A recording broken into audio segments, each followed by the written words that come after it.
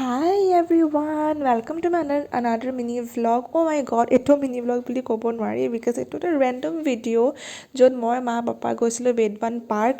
য'ত নয়দাত আছে if I am not wrong, yes নয়দাত আছে এখন ভিডিঅ' বনোৱাৰ ইৰাদা নাছিলে just সৰু ক্লিপছ লৈছিলোঁ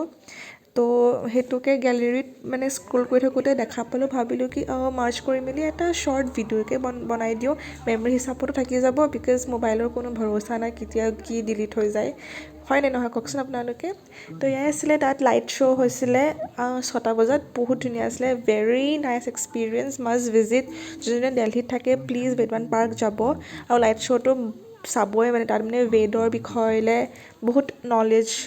দিয়ে So it was a very nice experience.